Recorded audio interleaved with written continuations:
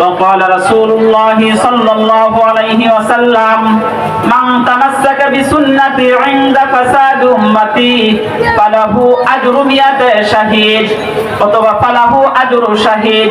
রাসূল করিম সাল্লাল্লাহু আলাইহি ওয়াসাল্লাম বলেন, আমি রাসূলের একটা সুন্নাত যদি তুমি আদায় করো তাহলে তোমার আমলনামায় 100 শহীদের সওয়াব তোমার আমলনামায় দেওয়া হবে। সুবহানাল্লাহ। চিন্তা করছেন, একটা প্রশ্ন থাকতে পারে না যে সাহাবায়ে কেরাম তো রাসূলের সংস্রব পেয়ে তারা এত দামি হইছেন, কিন্তু আমরা তো এত দামি হইতে পারতেছি না, রাসূল তো আমাদের কাছে নাই। তাহলে রাসূল আমাদের জন্য কি অপশন রেখে গেছেন? ফাইবার তো সব সময় কানেক্টেড রেখে গেছেন, অপশন রেখে গেছেন। রাসূল বলেন, ও উম্মতারা শুনো, তারাকতু ফীকুম আমরাইন, আমি তোমাদের জন্য দুইটা জিনিস রেখে গেলাম, ছেড়ে গেলাম। তারাকতু ফীকুম আমরাইন লান তাদিল্লু, তোমরা অবশ্যই পথভ্রষ্ট হবে না, তোমরা পথহারা হবে না। লান তাদিল্লু মা তামাসসাকতুম বিহিমা, দুইটা জিনিস যদি তোমরা আঁকড়ে ধরো তাহলে তোমরা পথভ্রষ্ট হবে না। এক কিতাব আল্লাহ, আল্লাহর কিতাব। আসানি দ্বিতীয় নম্বর হলো সুন্নাত রাসূলি, আরেকটা হলো রাসূলের সুন্নাত। এই দুইটা জিনিস যদি আঁকড়ে ধরো তাহলে তোমরা পথভ্রষ্ট হবে না।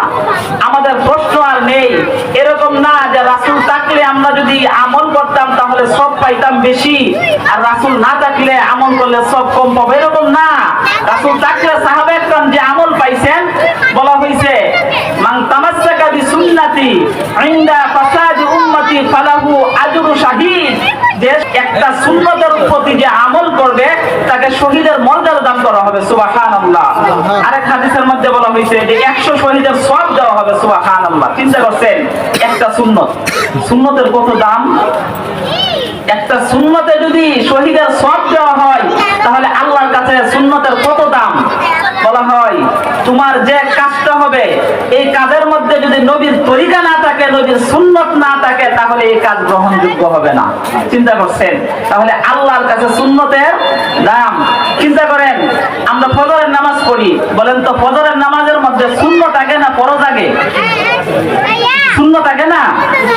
ফজরের নামাজে সুন্নত আগে না? জোহরের নামাজে সুন্নত আগে, আসরের নামাজে সুন্নত আগে, তারপর মাগরিবের নামাজের পরে সুন্নত, এশার নামাজের সুন্নত আগে আছে। তাহলে আল্লাহ পাক রব্বুল আলামিন বলেন, বান্দা আমাকে যদি তুমি খুশি করতে চাও, সন্তুষ্ট করতে চাও, আমি আগে আমারটা চাই না, রাসূলকে আগে খুশি করো। ফজরের আগে আমাকে ডাকার আগে আমার রাসূলের 2 রাকাত সুন্নাত নামাজ পড়ো। সুবহানাল্লাহ। জোহরের নামাজের সময় এসে গেল, আমাকে খুশি তুমি পড়া করো বান্দা, তোমার আমার রাসূলকে তুমি সন্তুষ্ট করো, 4 রাকাত সুন্নাত নামাজ পড়ো। সুবহানাল্লাহ। আসরের নামাজের সময় এসে গেল, সময় নাই, যদি পারো 4 রাকাত নামাজ সুন্নাত আগে পড়ো। তারপরে আসরের পরে তোমার সময় নাই, সমস্যা। যেমন মাগরিবের সময় এসে গেল, এখন তো সময় যেহেতু মাগরিবের কম, তাহলে মাগরিবের পরে সুন্নত পড়ো 2 রাকাত। সুবহানাল্লাহ। এশার নামাজের আগে পড়ো সুন্নত জায়েদা, যদি পড়তে পারো তাহলে পড়ো, যদি সময় না হয় বান্দা তাহলে আমার নবীকে সন্তুষ্ট করার জন্য পড়ে আরো 2 রাকাত সুন্নত আমার রাসূলের জন্য পড়ে নাও। সুবহানাল্লাহ। চিন্তা করছেন, তারাকতু ফীকুম আমরাইন লান তাদিল্লু মা তামাসসাকতুম বিহিমা কিতাবাল্লাহ ওয়া সুন্নাত রাসূলি। তাহলে আল্লাহকে সন্তুষ্ট করতে গেলে রাসূলের সুন্নাত আগে লাগবে। সুন্নতের এত দাম, এই আসমান জমিনের যত দাম রাসূলের একটা সুন্নতের তার চেয়ে বেশি দাম। সুবহানাল্লাহ। এই সুন্নতের আল্লাহর কাছে এত দাম, সুন্নত ছাড়া কোনো কিছু গ্রহণযোগ্য হয় না আল্লাহর কাছে। তাহলে ভাই, সাধারণ সুন্নতের উপর আমরা আমল করব তো ইনশাআল্লাহ। আমরা সকলে সুন্নতগুলোর উপর বেশি আমল করব। যে ব্যক্তি সুন্নতের প্রতি বেশি আমল করবে, আল্লাহ পাক রব্বুল আলামিন তার দ্বারা ফরজগুলোর সাকেত হওয়ার সম্ভাবনাই তার মধ্যে নাই। একটা ঘটনা বলি সংক্ষিপ্ত, বুঝানোর জন্য বলতেছি, ঘটনা বলা আমার অভ্যাস নাই। যে স্বামী স্ত্রী সবসময় ঝগড়া হয়, এখন কোনোভাবেই কোনো মিল হয় না। এমন দাজ্জাল স্বামী, তার বিবির সাথে কোনোদিন তার মিল পড়ে না। এখন পাশের বাড়ির ভাবির কাছে বলতেছে, ভাবি আমার স্বামীটা এত বড় দাজ্জাল, আপনার স্বামী আপনাকে এত ভালোবাসে, আদর করে, মহব্বত করে, কিন্তু আমার স্বামী আমাকে ভালোবাসে না, মহব্বতও করে না, সারাক্ষণ ঝগড়াঝাটি, গড় আসলেই বক বক শুরু করে, কথাবার্তা যা মনে আসে তাই বলে, আমাকে দেখতেই পারে না। এখন বলে এই স্বামীকে দুনিয়াতে রাখিস না। তো তাহলে কি করবো? আমার কাছে বিষ আছে, বিষ নিয়ে তার ভাতের সাথে মাখায় বিষ তারা খাওয়ায় ফেলায় দুনিয়া থেকে চির বিদায় দিয়ে দিবি। নাউযুবিল্লাহি মিন যালিক। এটা কি ভালো কাজ, ভালো যুক্তি? যাই হোক, এখন স্ত্রীরও ইচ্ছা, হ্যাঁ এটা ছাড়া বিকল্প কোনো আমি রাস্তা দেখতেছি না, হয় কে বাঁচবে না হয় আমি বাঁচবো, একে নিয়ে আর আমি সংসার করতে চাই না। এখন স্বামী আজকে চলে গেছে, চলে যাওয়ার পরে রাত্রে দেখে রাস্তার পাশে মাহফিল হইতেছে, আর মাহফিলের মধ্যে হুজুর সুন্নত নিয়ে আলোচনা করতেছে, সুন্নতের ওয়াজ করতেছে। এখন সুন্নতের ওয়াজ করতেছে, হাদিস বলতেছে যে রাসূলের একটা সুন্নতের প্রতি যদি কোনো ব্যক্তি আমল করে, আল্লাহ পাক রব্বুল আলামিন 100 শহীদের সওয়াব তার আমলনামায় দিয়ে দিবেন। সুবহানাল্লাহ।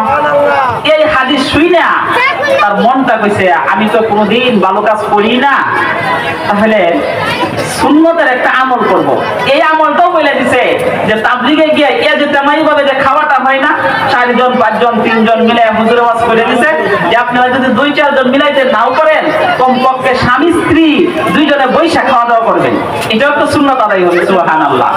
এখন মহিলা চিন্তা করলো, তাহলে এই স্বামী চিন্তা করলো যেহেতু আমি কোনো সুন্নত পালন করতে পারি নাই, আর হুজুরে ওয়াজটা করছে ভালো যে 100 শহীদের সব তার আমলনামায় দেওয়া হবে, অথবা শহীদের সব তার আমলনামায় দেওয়া হবে, আল্লাহ দিবেন, তাহলে আমি আজকে একটা সুন্নত আমি আদায় করব, স্বামী স্ত্রী বৈশা এক জায়গায় খাবো, এইভাবে খানা খাবো। আর স্ত্রী কি করছে, পাশের বাবির কাছ থেকে গিয়া সে যায় না, বিষ ভাতের মধ্যে মাখায় রাখছে, যে সে শুয়ে পড়ছে, প্লেটের মধ্যে ভাতের মধ্যে বিষ মাখায়, তরকারির মধ্যে বিষ মাখায় রাইখে দিছে, আর বইলে দিছে তার মনের ইচ্ছা হলো যখন স্বামী আসবে, স্বামীকে আমি বলবো স্বামী এই যে টেবিলের উপরে খাবার আছে আমি প্রস্তুত করে রাখছি, আপনি খাবার খায় নেন। এটা বলে সে শুয়ে দিছে। এর মধ্যে স্বামী ঘরের ভিতরে আসছেন, ঘরের ভিতরে এসে বলে স্ত্রী শুনাম, আজকে অনেক রাত্র হয়ে গেছে, এখন আমার ইচ্ছা হলো, রাসূল কারীম সাল্লাল্লাহু আলাইহি ওয়াসাল্লাম হাদিসের মধ্যে বলছেন, হুজুর ওয়াজ করছে আমি শুনে আসলাম, হুজুর বলছেন যদি কোনো ব্যক্তি একটা সুন্নতের প্রতি আমল করেন, রাসূল কারীম সাল্লাল্লাহু আলাইহি ওয়াসাল্লাম বলছেন 100 শহীদের সওয়াব তার আমলনামায় দান করা হবে। সুবহানাল্লাহ। এখন বিবি আজকে আমার ইচ্ছা হলো আমি তোমাকে নিয়ে ইজতেমাই ভাবে খাবার খাবো। এই কথা কি ভিজে মিশাইছে, এটা কি স্বামী জানে? এখন তো স্ত্রী চিন্তায় পড়ে গেল, আসো শুয়ে রইছো কেন, আসো তোমার সাথে আজকে ইজতেমাই ভাবে খানা খাবো, হুজুরের ওয়াজ যেহেতু শুনে আইছি তোমাকে নিয়ে আসছে খাবার খাবো, উঠো। এখন স্ত্রী মনে করছে আমি যে বিষ মিশাইছি মনে হয় সে জানতে পারছে, চিন্তা করছেন আমি যে বিষ মিশাইছি খাবারে সে বুঝে ফেলাইছে। এখন এমনি তো স্বামী তার প্রতি রাগ যে আমাকে মাইরে ফেলাবে, এমনি মানে তার সাথে বকালবুকি করে, তার সাথে মহব্বত নাই। এখন স্ত্রী চিন্তা করতেছে স্বামী তো আজকে আমাকে রাখবে না, উপায় রাখবে না, মাইরে ফেলাবে, এই চিন্তা করে তাড়াতাড়ি আইসা স্বামীর পা ধরতেছে। আসলে কি স্বামী জানে এই কথাটা? কি স্বামী জানে? স্বামী না ওয়াজ শুনে আইছে একটা সুন্নতের উপর আমল করলে কি সব হয়, ঠিক কি না? তাহলে এখন স্ত্রী আইসা তার পায়ে ধরতেছে, ও স্বামী আপনি আমাকে মাফ করে দেন, আল্লাহর কসম জীবনে আর কোনোদিন খাবারের মধ্যে বিষ মাখাবো না। স্বামী তো কথা বলে না, স্বামী কথা বলে না, ও স্বামী কি মাফ করছেন না? মাফ করে দেন, জীবনে আর খাবারের মধ্যে বিষ মাখাবো না, জীবনে আর অন্যায় করবো না, তওবা করলাম, আজকে থেকে আমি ভালো হয়ে গেছি, সব সময় আপনার খেদমত করব। কথা যখন বলে না, এখন স্বামী বলতেছেন আল্লাহর কসম শোনো, ও বিবি শোনো, আমি তোমার এই জন্য আমাকে কথা বলি নাই, আমি তো চিন্তা করতেছি মাত্র একটা সুন্নত করার ইচ্ছা পোষণ করেছি, এখনো সুন্নতটা আদায় করি নাই। হুজুর কেবল ওয়াজের মধ্যে বলছেন মান তামাসসাকা বিসুন্নতি ইনদা ফাসাদি উম্মতি ফালাহু আজরু মিয়াতি শাহীদ। একটা শহীদে আল্লাহ পাক রব্বুল আলামিন একটা সুন্নতের দ্বারা নাজাত দেন, সুন্নতের দ্বারা মুক্তি দেন, সুন্নতের দ্বারা সওয়াব দেন। আমি তো এখন আমল করি নাই, কিন্তু আমলটা মাত্র করতে চাচ্ছি। এই মুহূর্তে আল্লাহ পাক রব্বুল আলামিন আমার মহা সম্পদ জীবন নামের জীবনটাই তো চলে যায় তো বিষ্কায়া, কিন্তু তোমার সাথে আমি নিয়ত করলাম মাত্র ইজতামাই ভাবে খানা খাবো, একটা সুন্নাত আদায় করব। আল্লাহ পাক রব্বুল আলামিন আমার জীবনটা আজকে আমাকে ফিরাইয়া দিলেন, সুবহানাল্লাহ। এটা এই জন্য বললাম, ঘটনাটা দেখেন একটা সুন্নতের কত দাম আল্লাহর কাছে, ঠিক না? আল্লাহ পাক রব্বুল আলামিন বলেন ইয়াতলু আলাইহিম আয়াতিন, নবীদের কাজ হলো চারটা। কয়টা? চারটা কাজ। যে চারটা কাজের কথা আল্লাহ পাক রব্বুল আলামিন রাসূল করিম সাল্লাল্লাহু আলাইহি ওয়াসাল্লামকে বলছেন, এই চারটা কাজ শুধু নবীদের কাজ না, উম্মতের কাজ, আলেমদের কাজ। এই চারটা কাজ হলো আলেমদের কাজ। প্রত্যেকটা মাদ্রাসার মধ্যে উস্তাদদের এই চারটা কাজ, প্রত্যেকটা মাদ্রাসার ছাত্রদের দেয়ালিকার মধ্যে টানিয়ে রাখা দরকার। প্রত্যেকটা মাদ্রাসার উস্তাদদের এই দেয়ালিকাগুলো আমাদের পড়া দরকার। কাহা সে আয়া, কিস লিয়ে আয়া, কাহা করতা রাহা হু, কোথায় থেকে আসলাম, কি করতেছি এবং বর্তমানে আমি কি করতেছি। যে আল্লাহ পাক রব্বুল আলামিন বলেন ইয়াতলু আলাইহিম আয়াতিন, এক নাম্বার কাজ হলো কোরআন তেলাওয়াত করা, কোরআন তেলাওয়াত শোনানো, তার উম্মতদেরকে কোরআন তেলাওয়াত শোনানো।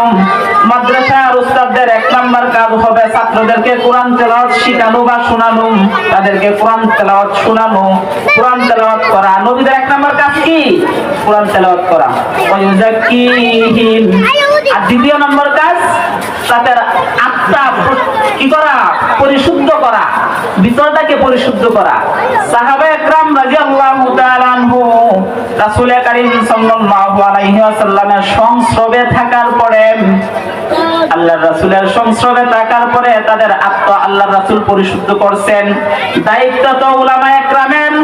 উলামায়ে কেরাম তার ছাত্রদেরকে আত্মা পরিশুদ্ধ করবেন, ছাত্রদেরকে তাজকিয়া শিখাবেন, ছাত্রদেরকে আদব আখলাক শিখাবেন, ছাত্রদেরকে ভদ্রতা শিখাবেন, সালাম শিখাবেন। যে ধরনের দুনিয়ায় চলাফেরার জন্য আদব যত ধরনের আছে সব ধরনের আদব শিখাবেন। কারণ আল্লাহর রাসূল সাল্লাল্লাহু আলাইহি ওয়াসাল্লামের দায়িত্ব যেটি ছিল, এইগুলা আমাদের আলেম উলামাদেরও সেই দায়িত্বগুলা, ঠিক কিনা? তাহলে ওয়ায়ুযাক্কিহিম, দ্বিতীয় নম্বর গুণ কি? যে ওয়ায়ুযাক্কিহিম, তাদের আত্মা পরিশুদ্ধ করা, ঠিক কিনা? তাহলে এই কওমি মাদ্রাসার মধ্যে একেবারে চারটা গুণ, আল্লাহর কসম চারটা গুণই আছে, ঠিক কিনা?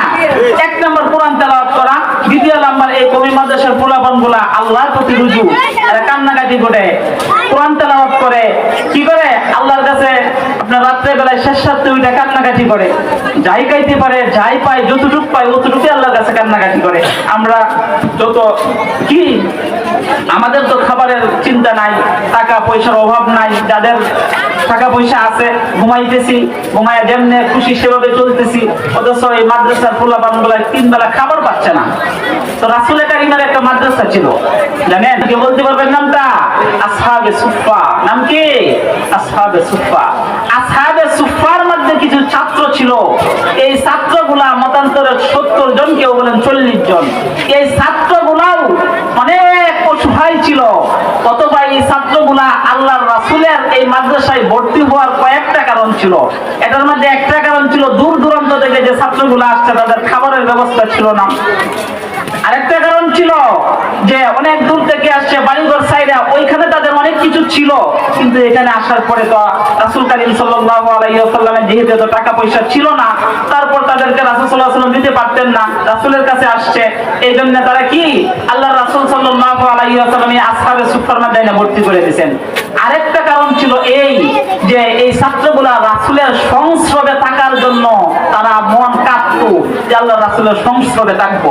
এই জন্য আসহাবে সুফফাতে এসে ভর্তি হয়েছিল। কতজন ছাত্র ছিল? 70 জন ছাত্র ছিল। তার মধ্যে একজন ছাত্র ছিল হযরত আবু হুরায়রা রাদিয়াল্লাহু তাআলা আনহু। নাম কি? আবু হুরায়রা। খাবার আসতো না, যদি খাবার আসতো খাইতো, যদি খাবার না আসতো একই সিস্টেমে কওমি মাদ্রাসা। আল্লাহর কসম, এই যে রাসূলের 4টা কথা বলা হয়েছে, 4টা গুণ, 4টা বৈশিষ্ট্য, সবগুলাই কওমি মাদ্রাসার মধ্যে আছে, ঠিক কি না? আবু হুরায়রা রাদিয়াল্লাহু তাআলা আনহু রাসূলের কি ছাত্র ছিল, একজন হাদিসের ছাত্র ছিল। বলা হয় রাইসুল মুহাদ্দিসিন হযরত আবু হুরায়রা রাদিয়াল্লাহু তাআলা আনহু। তাকে বলা হয়, তার নাম কি জানেন? তা আব্দুর রহমান। আরো অনেকগুলো নাম আছে। যত সাহাবা ইকরাম রাদিয়াল্লাহু তাআলা আনহুমের মধ্যে সবচেয়ে বেশি riwayতের নাম যার মধ্যে আছে হযরত আবু হুরায়রা রাদিয়াল্লাহু তাআলা আনহু। এই আবু হুরায়রা রাদিয়াল্লাহু তাআলা এমন ছিলেন, এত ইলম পিপাসু ব্যক্তি ছিলেন, আল্লাহ রাসূল সাল্লাল্লাহু আলাইহি ওয়াসাল্লাম যখন যে হাদিসটা বলতেন, খেয়ে না খেয়ে ক্ষুধা পেটে রাখার পরেও তারপরেও তিনি হাদিসটা লিপিবদ্ধ করতেন বা মুখস্থ করতেন। আল্লাহ রাসূল সাল্লাল্লাহু আলাইহি ওয়াসাল্লাম তাকে অনেক মহব্বত করতেন। খাবার পেটের মধ্যে পাথর বানতেন আবু হুরায়রা রাদিয়াল্লাহু তাআলা আনহু। হযরত আবু হুরায়রা রাদিয়াল্লাহু তাআলা আনহু কোনো একদিন হযরত উমর ফারুক রাদিয়াল্লাহু তাআলা আনহু যে রাস্তা দিয়ে আসে, এই রাস্তার মধ্যে গিয়ে দাঁড়ায় গেছে। উমর রাদিয়াল্লাহু তাআলা আনহু আসলেন। আবু হুরায়রা রাদিয়াল্লাহু তাআলা আনহু উমরকে জিজ্ঞাসা করছেন কোরআনের একটা আয়াত, কোরআনের একটা বাণী। উমর রাদিয়াল্লাহু তাআলা আনহুর কাছে জিজ্ঞাসা করলেন কোরআনের একটা আয়াত। এখন আবু হুরায়রা নিজেই বলেন, আল্লাহর কসম, যে বাণীটা আমি খলিফাতুল মুসলিমিন হযরত উমরকে জিজ্ঞাসা করছি, এই কোরআনের আয়াত সম্পর্কে আমার ভালো জানা ছিল, এটার ব্যাখ্যাও জানতাম, বিশ্লেষণও জানতাম। কারণ তাকে জিজ্ঞাসা করেছিলাম এই জন্য, আল্লাহ পাক রব্বুল আলামিন যদি উমরের মনটাকে নরম করে দেন, বুঝার তৌফিক দান করেন, তাহলে আমার চেহারা দেখে যেন খলিফাতুল মুসলিমিন হযরত উমর বুঝতে পারেন যে আবু হুরায়রা তুমি ক্ষুধার্ত, আজকে তুমি আমার বাড়িতে মেহমান হও। বুঝেন নাই? এখন উমর রাদিয়াল্লাহু তাআলা ব্যাখ্যা বলতে বলতে তিনার বাসায় চলে গেলেন। সুবহানাল্লাহ। তখন হযরত আবু হুরায়রা অনেকক্ষণ দাঁড়ায় রইলেন। যখন কোনো সারা শব্দ আসে না, হযরত আবু বকর যে রাস্তা দিয়ে আসেন, খলিফাতুল মুসলিমিন আবু বকর যে রাস্তা দিয়ে প্রতিদিন নিয়মিত আসেন, সেই রাস্তার পাশে গিয়ে দাঁড়ায় রইলেন। হযরত উমর রাদিয়াল্লাহু তাআলা আনহু চলে গেলেন, বুঝলেন না। হযরত আবু বকর সিদ্দিক রাস্তা দিয়ে আসলেন। আবু বকরকে আবার একটা কোরআনের আয়াত জিজ্ঞাসা করেন। আবু বকর রাদিয়াল্লাহু তাআলা এই আয়াতের মর্ম কি আপনি একটু আমাকে বুঝিয়ে দেন, ব্যাখ্যা করেন। হুবহু আবু বকর রাদিয়াল্লাহু তাআলা আয়াতের ব্যাখ্যা বলতেছেন আর বাড়ি পর্যন্ত চলে গেছেন। হযরত আবু হুরায়রা বলেন, আল্লাহর কসম, এইটার ব্যাখ্যা আমি ভালো করে জানতাম বা বুঝতাম, কিন্তু তারপরেও জিজ্ঞাসা করলাম, যদি আবু বকর আমার মনের অবস্থাটা বুঝতে পারেন, এই জন্য আমি তাকে জিজ্ঞাসা করলাম। আবু বকর বাসায় চলে গেল, আমি চলে আসলাম। এবার রাসূল কারীম সাল্লাল্লাহু আলাইহি ওয়াসাল্লাম যে রাস্তা দিয়ে আসেন, সেই রাস্তার মধ্যে গিয়ে দাঁড়ায় রইলাম। আল্লাহর রাসূল আসলেন। আবু হুরায়রা বলেন, আল্লাহর রাসূল আসার পরে আমার দয়াল নবী আমার অবস্থাটা বুঝে ফেললেন। সুবহানাল্লাহ। আবু হুরায়রা, তুমি ক্ষুধার্ত, আসো আমার সাথে। বাসায় চলে গেলেন। বাসায় কিছু আছে খাবার। ঘর থেকে আওয়াজ আসলো, ইয়া রাসূলুল্লাহ, এক পেলা দুধ হাদিয়ে আসছেন। আল্লাহ রাসূল সাল্লাল্লাহু আলাইহি ওয়াসাল্লাম এক পেলা দুধ হাতে নিলেন, পান করলেন। আবু হুরায়রাকে বললেন, আবু হুরায়রা যাও আসহাবে সুফফার সাথীদেরকে খবর দিয়ে আসো, ওরা সকলে ক্ষুধার্ত। আবু হুরায়রা রাদিয়াল্লাহু তাআলা আনহু এক পেলা দুধ দেখার পরে একটা মনের মধ্যে স্বস্তি আসলো। যেই মাত্র রাসূল বলল, যাও আসহাবে সুফফার সাথীদেরকে গিয়ে বলে আসো, আল্লাহর রাসূল খাবারের দস্তরখানে আসার জন্য বলছেন। এখন আবু হুরায়রা একটা চিন্তায় পড়ে গেলেন। চিন্তা করে আর বলে, এক পেলা দুধ আমি ভেবেছিলাম ক্ষুধার্ত মানুষ আল্লাহর রাসূল পান করার পর আমাকে দিবেন, কিন্তু আল্লাহর রাসূল সেটা করলেন না। আসহাবে সুফফার সাথীদেরকে নিমন্ত্রণের জন্য বললেন। আবু হুরায়রা বলেন, ও আসহাবে সুফফার ছাত্ররা শুনো, আল্লাহর রাসূল তোমাদেরকে খাবারের দস্তরখানে আসার জন্য বলছেন। আসহাবে সুফফার 70 জন সাথী খাবারের দস্তরখান বিছিয়ে বসে আছেন। আল্লাহর রাসূল খাবারের ব্যবস্থা করবেন। হযরত আবু হুরায়রা রাদিয়াল্লাহু তাআলা আনহু আসহাবে সুফফার সাথীদেরকে নিমন্ত্রণ জানানোর পরে রাসূলের কাছে আসছে। ইয়া রাসূলুল্লাহ, সাথীরা চলে আসছেন। আল্লাহর রাসূল সাল্লাল্লাহু আলাইহি ওয়াসাল্লাম আবু হুরায়রা রাদিয়াল্লাহু তাআলা আনহুকে বললেন, আবু হুরায়রা তুমি শাহিদারি করো। আবু হুরায়রা রাদিয়াল্লাহু তাআলা আনহু মনের মধ্যে আরেকটা চিন্তা ঢুকে গেল, এবার যদি আমি শাহিদারি করি 70 জনের পর আমার খাবারের ব্যবস্থা হবে, আমার খাবারের ব্যবস্থা হবে, অথচ আমার তো মনে হয় সবচেয়ে বেশি ক্ষুধার্ত আমি। সুবহানাল্লাহ। শাহিদার যারা তারা পরে খায় না। আবু হুরায়রা আল্লাহর রাসূল বলেন তুমি শাহিদারি করো। আবু হুরায়রা আসহাবে সুফফার ছাত্র শাহিদারি করতে শুরু করলেন। রাসূল দুধ থেকে পেয়ালা থেকে একটু দুধ পান করলেন, বললেন যাও আসহাবে সুফফার সমস্ত মানুষদেরকে পান করাও। এবার আবু হুরায়রা পান করাইতে শুরু করলো। একে একে 70 জন ব্যক্তিকে দুধ পান করাইলেন আবু হুরায়রা। 70 জনকে পান করানোর পরে আল্লাহর কসম, আল্লাহর রাসূলের ঠোঁট মুবারক যে জায়গার মধ্যে লাগছে, আল্লাহ এত বরকত দান করছেন। 70 জন এক পেলা দুধ পান করছে, তারপরও একটু দুধও কমে নাই। সুবহানাল্লাহ।